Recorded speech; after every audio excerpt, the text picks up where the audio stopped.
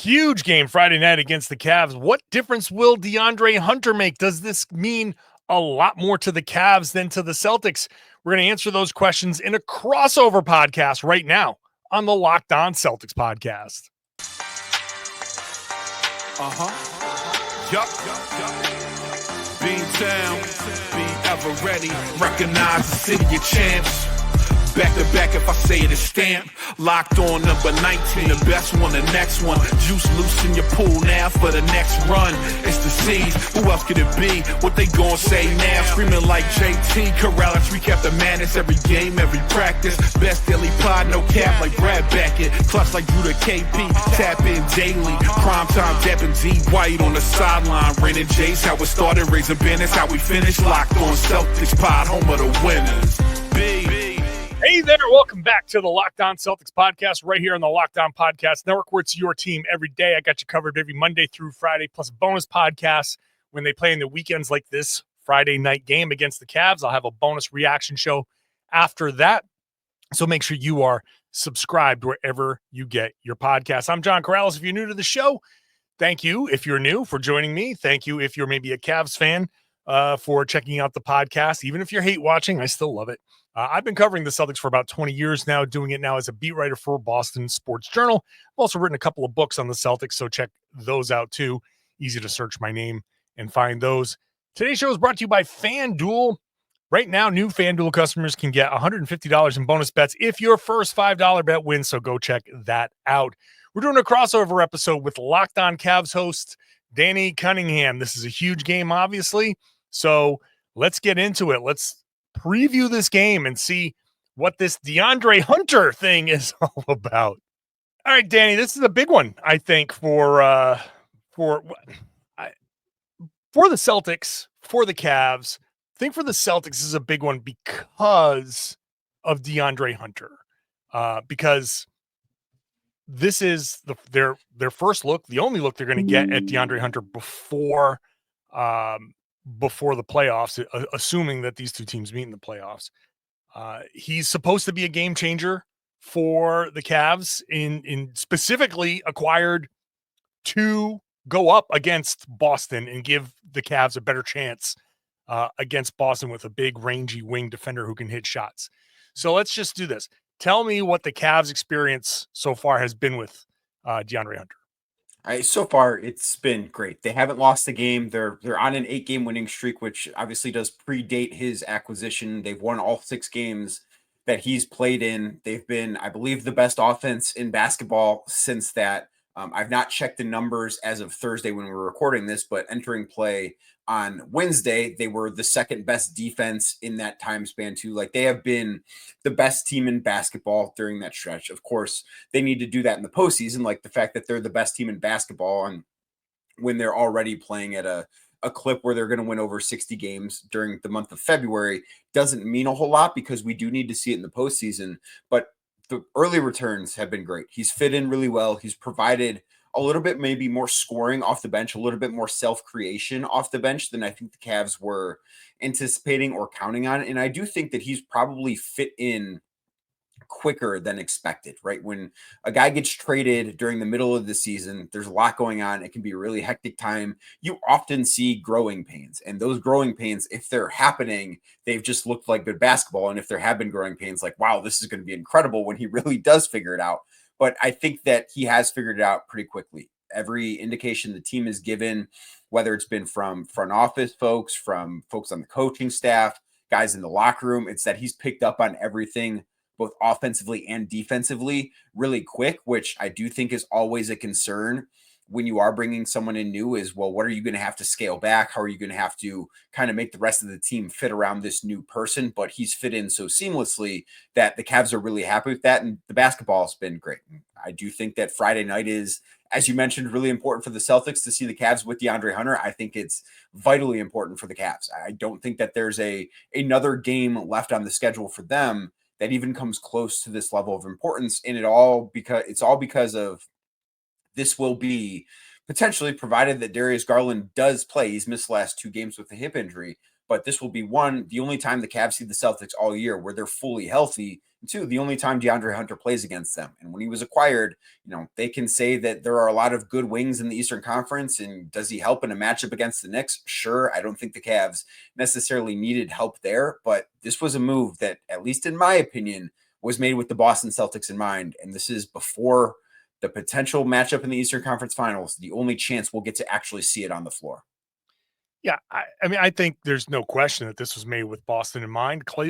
Cleveland has been having one of the best seasons in team history, right? And so this is already a great season. If they thought that they had everything that they needed, why would you give up?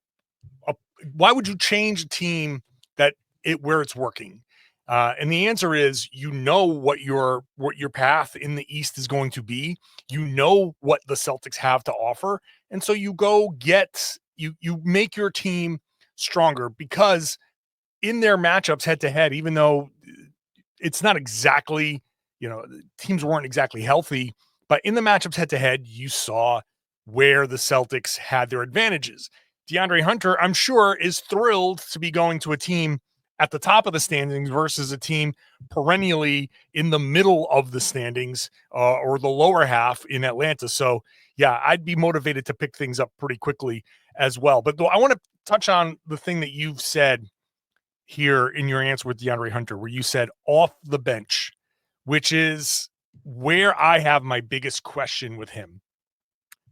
Do you think the Cavs going to make a change at some point? Maybe not Friday night, because I don't expect them to tip their hands, but when you get DeAndre Hunter specifically to face the Celtics, I wouldn't anticipate him starting on the bench. The Celtics start normally Jaylen, Jayson, Derek White, Drew Holiday, and Kristaps Porzingis, single big.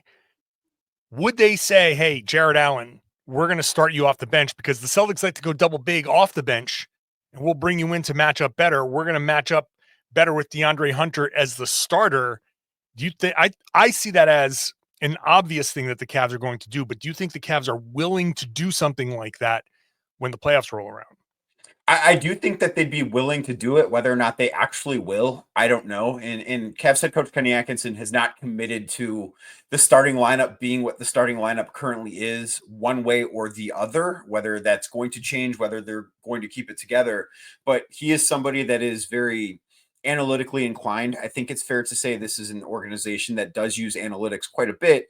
And per cleaning the glass, the Cavs' current starting lineup with Donovan Mitchell, Darius Garland, Evan Mobley, Jarrett Allen, and Max Strus playing the small forward, that group is plus 33 points per 100 possessions. Like, they're just absolutely dismantling teams. Now, that group hasn't seen a ton of time against the Boston Celtics, as Strus didn't play in the first two matchups, and it'll be very interesting to see, because I would not anticipate a change to the starting lineup on Friday. I don't think that makes a ton of sense to do it in a regular season game. I think if they do make that sort of change, as you mentioned, that should come in the conference finals. And I don't know that would even happen in game one of the conference finals. That might need to be a thing where, hey, the Cavs are down maybe 2-1 in the series with a game 4 in Boston. Do they go to it then? Like, that's, to me, maybe when you make that move. I don't think you make that move at the end of February. I do think that they are going to be willing to uncover every rock. I don't know that Jarrett Allen exiting the starting lineup would be the first move that they go to, partially because I do think that the Cavs will, in the postseason, probably use Evan Mobley defending Jayson Tatum a little bit more. I think he's probably going to win Defensive Player of the Year. If I had to make a wager on it today, that's where I would go. And I think at a certain point, if you've got the guy that is the Defensive Player of the Year, no matter how he got it, does not matter that it happened because the guy in Victor Wembanyama, who is such a heavy favorite, didn't qualify because of games played. If you've got that guy, I don't know what better place there is to use him other than, hey, this is the number one problem for us in the Eastern Conference. Go shut that guy down. Not saying it'll work, not saying it won't, but I think that's probably the strategy they would try at first. It's interesting. And I'm sure we'll have this conversation as we get closer to that. I would disagree on that. They could try that at first. Like, the playoffs are always, let's try what we've always done and see how it works. So yes, I can see that. I also think they probably get away from that pretty quickly, because if you start him and Jared Allen, you put Jared Allen on Kristaps Porzingis, and you pull Allen away from the rim. Now you're just picks and switches away from wide open lanes and drives and kicks and all of that stuff. So we'll see how the Hunter thing is unleashed. I don't see why you go get DeAndre Hunter to match up against the Celtics when the matchup is Tatum and Brown, and you don't match him up with Tatum and Brown every chance you get. So it's one thing to watch for on Friday. It won't be at the start of games, but when Hunter is up against Jaylen and Jayson, what's the lineup around him? Is there a little bit of a tweak? You say, oh, interesting that he's playing him with all of these guys. If you see him with the normal starters minus Jared Allen, I'm going, aha, I'm doing that meme, like pointing at the TV, like, oh, that's it right there. Because that would be them, I think, auditioning their starting lineup, their playoff starting lineup. More with Danny when we come back, including how much this really means to the Cavs. Today's show is brought to you by FanDuel. When the game tips off, NBA action is just getting started. There's no better place to get in on it than FanDuel, America's #1 sports book. With FanDuel, you can place live bets throughout the game, so even if you miss the opening tip, or if you want to bet on a fourth quarter comeback, you can stay in the action. If you're looking for a bigger payout, you can even combine your live bets into a same-game parlay. So check it out. The live betting feature lets you keep up with all of the things that are happening in the middle of the game. So if Payton Pritchard starts out cold, maybe you want to see if he gets hot. Maybe you feel like lucky that he's going to hit some shots. You can check that out and bet on that in the game. Make sure you're using the tools that are available to you. Set your limit, set your budget. Make sure you're betting what you can afford to lose, just in case things don't go your way. And then when you replenish your budget, you can have some fun again at FanDuel, America's #1 sportsbook. New FanDuel customers can get $150 in bonus bets if your first $5 bet wins. Just visit FanDuel.com to join today. That's FanDuel.com for your shot at $150 in bonus bets. Make every moment more with FanDuel, the official sports betting partner of the NBA. Thank you for making Locked On Celtics your first listen every day. Go check out Locked On NBA and Locked On NBA Game Night every night, 7 days a week. We're watching the games in the association and keeping you up to date on the Locked On NBA Game Night podcast. I'm going to be doing that after this podcast, and I'll be on tomorrow's show, the Friday show, with Jake Madison of Locked On Pelicans. So go check out Locked On NBA wherever you got this podcast. Now let's continue the conversation with Danny Cunningham of Locked On Cavs.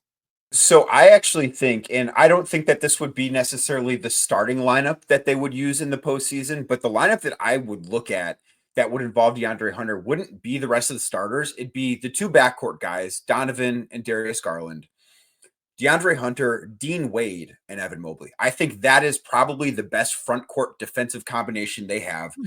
Dean Wade, as you know, as your audience knows, has once upon a time had a really big moment against the Celtics. Not that that'll matter during the postseason. I don't recall that. I think some people might. No idea.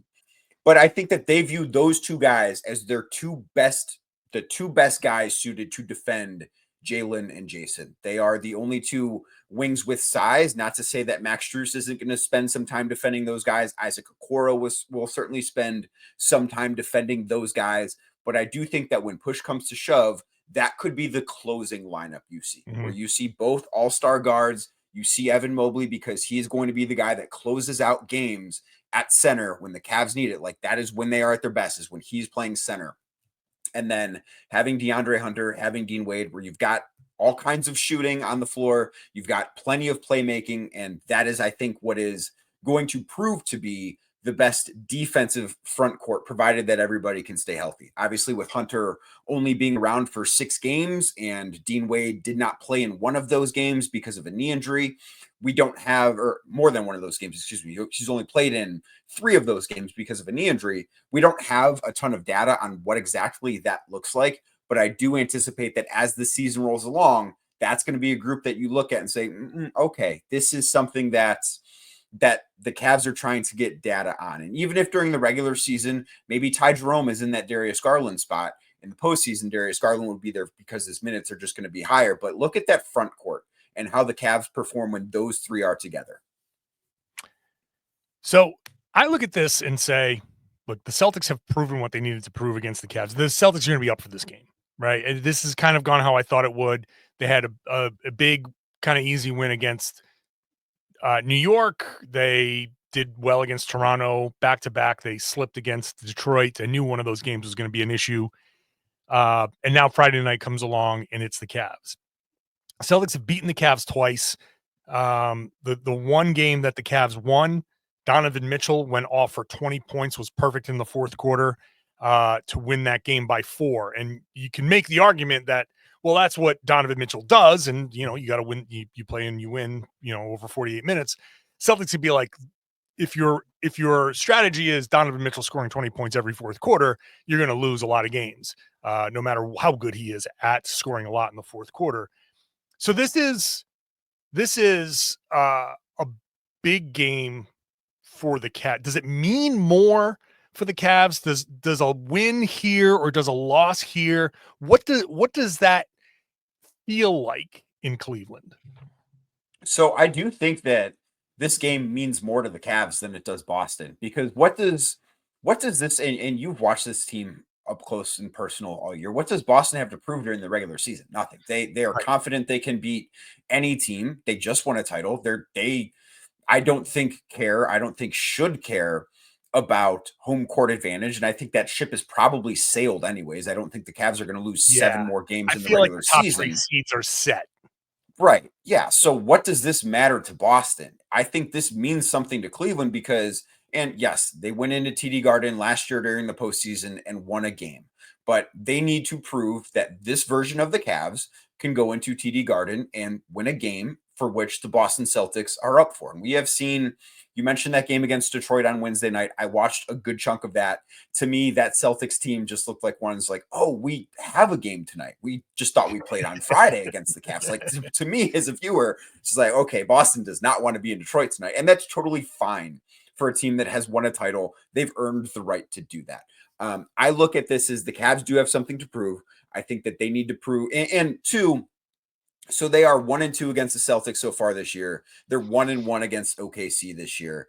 The win against OKC was what I think has just been the best actual basketball game of the year that any two teams have played against each other. The loss in OKC was just an absolute butt whooping that they took. Yeah. I do think that going 3-3 in those 6 games feels a lot better than going 2-4 in those 6 games. And a win on Friday would mean they're 3-3. A loss would obviously mean that they're 2-4. So I do think that they're the team that has more to prove. And I actually look at the first game these two teams played, that the Celtics won in Boston. It was 120-117. It was the first loss of the season for the Cavs. And the Cavs were down several rotation players, and Kristaps Porzingis hadn't made his season debut yet for Boston. But that was a game where the Cavs limited the Celtics to just 41 3-point attempts. Like if that's a number they can keep Boston to in terms of attempts from beyond the arc, I think they'll feel really good about where they're at. If, as they were in the other 2 games, even the game the Cavs won, Boston attempted 49 threes or 48 threes. That is something that they need to avoid. That to me is what I'm watching for, but they do have more to prove, I think, than the Celtics do. I think the Celtics will never say they're trying to send a message, but I think where this could mean something for Boston is, and I, first of all, let me just say, I do not expect this because each of these games has been close. It was 3 points, 4 points, and 7 points. So I do not expect a big win by the Celtics, but if they can somehow put it together and get a win, if they can win and have some garbage time at the end, I think that would be the most meaningful way for Boston to win. If it's just a regular great game between the top 2 seeds in a conference and it's kind of what you would expect, like a back and forth battle, and whatever it is, you win by single digits, that kind of game, it's like, hey, nice win. You want to have those wins against the top teams and beating the number 1 seed in the conference 3 out of 4 times. And like I said, that 4th time you can kind of explain away and excuse away a little bit. Like you feel really good about yourself going into a playoff series. But if the Celtics can somehow shut down a key player, Donovan Mitchell. Maybe they find a way to shut down DeAndre Hunter. Maybe they find a way to attack DeAndre Hunter and it doesn't look good.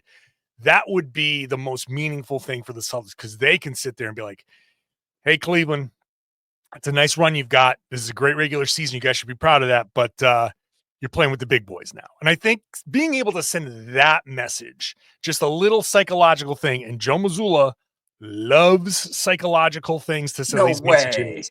Joe Loves them. If he can send something like that, just hey, take this home with your lunch, chew on this, think about this for the rest of the regular season, because you're going to finish with the top seed. That's pretty much a guarantee at this point. But whenever these two teams meet again, just know we've been smacking you around and you got a lot of work to do. Like, that's the message that Boston wants to send. Right. I do think that could be the concern if you're the Cavs. Like, if this game doesn't go well, and this is why I think it's the most important game by far. I don't think after Friday night, I don't know how many regular season games that I look at and say, the Cavs actually have something to prove here. And the rest of their schedule is fine, but they don't play OKC again. And obviously they don't play Boston again.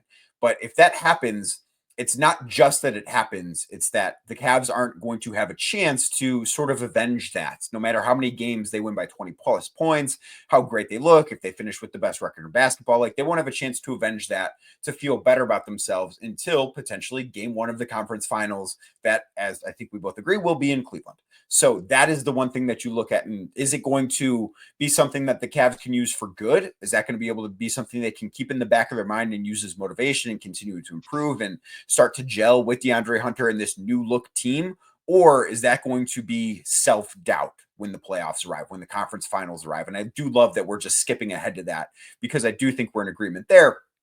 But that is the thing, is how would they use that would be the next question that I pose, because I don't know that we know the answer to that. We're still learning about this Cavs team. Even though they've been together for several years, we're still learning exactly how they tick and how they use these things, because operating under Kenny Atkinson for them is very different than operating under JB Bickerstaff was. Back to wrap up the show with Danny, including how much can we take from this game and apply it to the playoffs, and some thoughts on Payton Pritchard.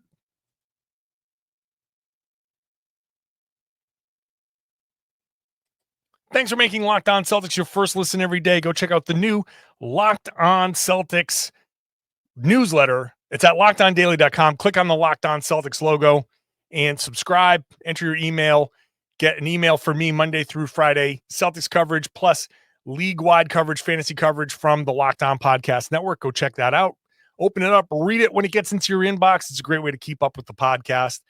Now let's wrap this conversation up previewing the big Friday night game against the Cleveland Cavaliers. I love these regular season matchups, and invariably they tell us very little. You look at, like, it has to be super obvious. Like, Darius Garland is a guy the Celtics are going to attack. That's something that I can take from the regular season and every regular season and say, I know in the playoffs, the Celtics will try that. And the Cavs know the Celtics will try that. And they have to either take Darius Garland off the floor or figure out a defensive scheme behind him to say, okay, we're going to either, hey, maybe we're just going to sacrifice Darius Garland. You go one-on-one.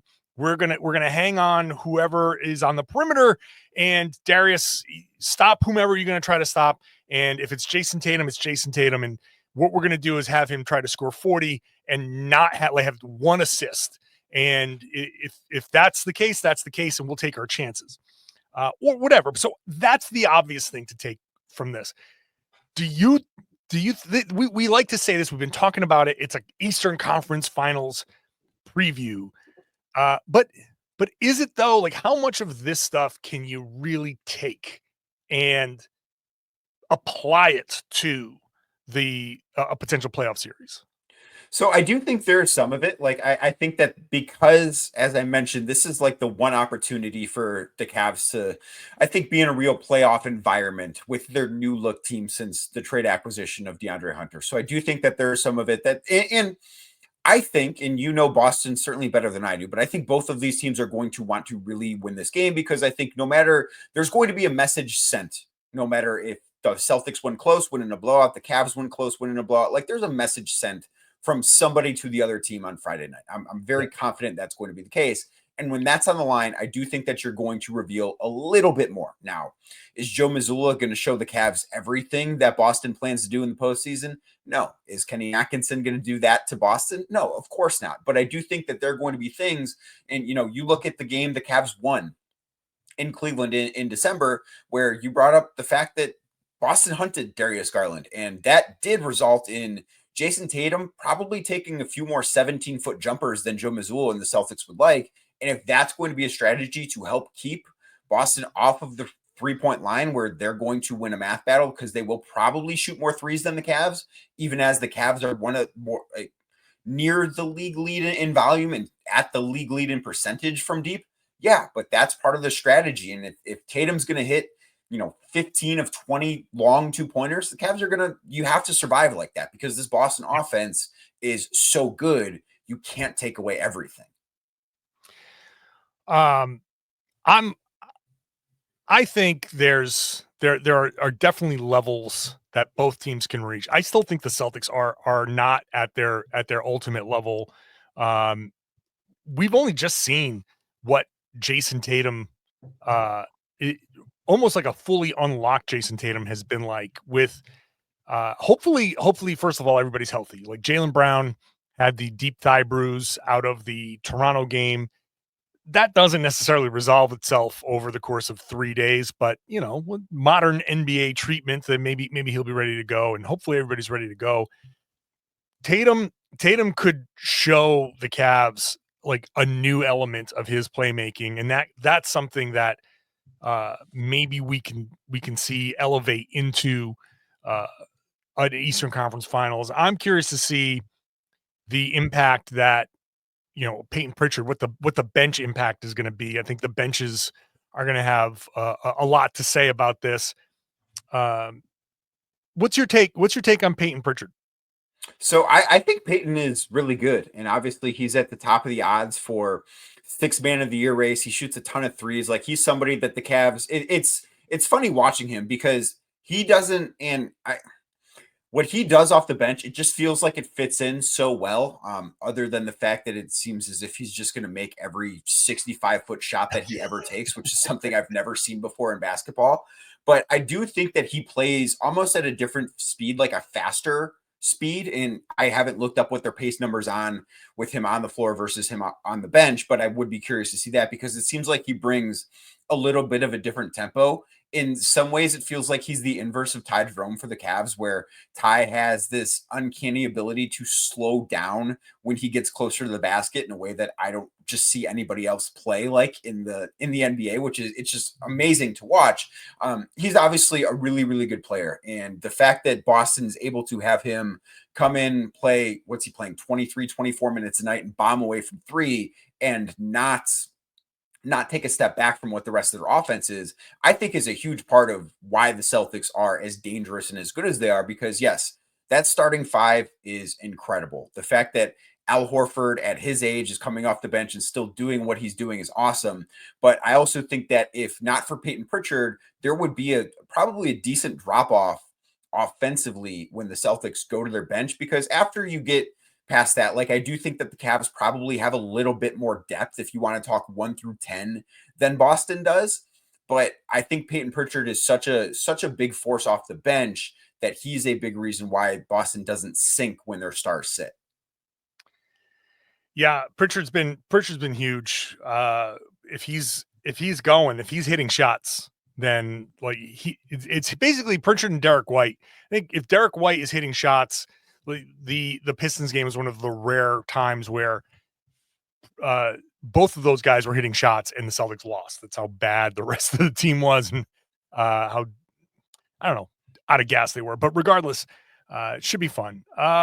I'm not even going to ask for predictions because it's not worth predictions. You're going to pick Cleveland, I'm going to pick Boston, and I think that's going to be how our respective audiences think this goes. But should be a fun one. I'm looking forward. I'll see you in Boston. I'll see you in the arena. Yes.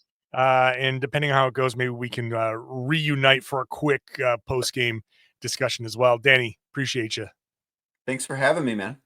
Fun conversation there with Danny Cunningham. Go check him out on the Locked On Cavs podcast. It's always great to check out the other side's perspective. Danny does a really good job on Locked On Cavs. He'll be in Boston. Maybe we'll regroup after the game, depending on how things go, and give you a quick reaction after that. I will have a reaction podcast after the Celtics hopefully win and beat the Cavs. Hope you enjoyed this podcast. Hope Cavs fans aren't too mad at me. Every other team's fans, when they listen to podcasts like this, they always get mad at me somehow. But I appreciate everybody listening and watching on YouTube. Love that you're watching on YouTube. Get into the comment section. Share your thoughts, share your feelings, and then share the podcast. Tell everybody they should be listening to and watching the Locked On Celtics podcast here on the Locked On Podcast Network. It's your team every day.